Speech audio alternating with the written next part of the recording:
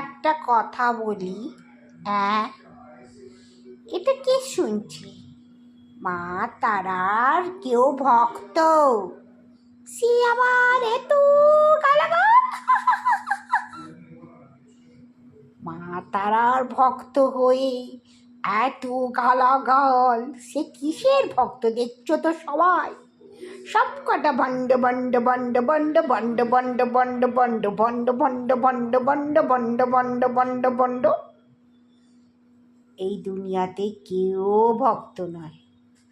যারা ভক্ত না, তারা ফোনে পুজো দেখায় না, এটাও দেখায় না যে কি পুজো করি, এটাও দেখায় না যে মাকে কি প্রসাদ খাওয়াই।